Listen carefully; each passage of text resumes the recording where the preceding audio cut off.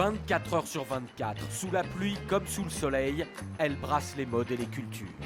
La capitale britannique se revendique comme le centre du monde et comme la ville la plus branchée de la planète. Arrogance ou vérité, nous avons passé Londres au test.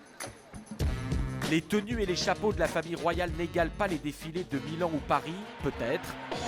Mais si vous voulez le style le plus avant-gardiste ou original, c'est bien à Londres qu'il faudra faire son shopping. Que ce soit les looks déjantés de Camden Market ou les costumes chics, mais à tête de mort de Soho, à Londres tout est permis.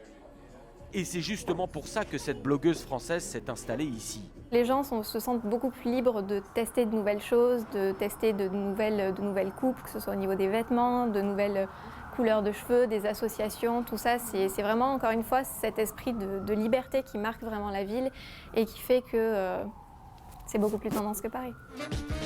Vous croyez les Anglais limités au thé, loin de la gastronomie française?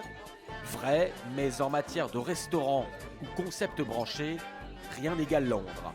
Dîner dans un wagon de métro, café dans d'anciennes toilettes publiques. Dernière tendance, les plaisirs régressifs. Un retour vers l'enfance comme dans ce bar à céréales.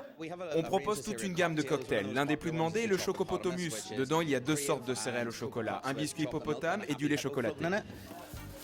Bien sûr, il y a le Louvre ou Beaubourg à Paris, mais l'art le plus tendance, c'est celui des rues. Le street art et son légendaire chef de file Banksy.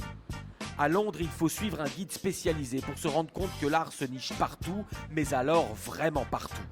Vous voyez ce chewing-gum? J'aime bien parler de cet artiste. Il s'appelle Ben Wilson. C'est assez drôle de le voir en action. Il est là, assis par terre, on se demande s'il fait la manche. En fait, le principe, c'est qu'il brûle un chewing-gum, il le laisse refroidir, le peint et passe du vernis dessus. Moi, j'aime ça, cette idée d'un art invisible. Les fêtes les plus tendances sont à New York ou Los Angeles. Les Londoniens les ont déjà devancées. Ici, être branché, ce n'est même plus aller en boîte de nuit, mais en boîte du matin. Une before party, la fête avant d'aller au boulot, de 6h30 à 10h du matin. J'adore l'énergie ici, c'est tellement différent d'une discothèque classique, parce que les gens sont tellement heureux, ils sont souriants, ils vibrent, ils se donnent à fond. Vous n'auriez pas ça la nuit?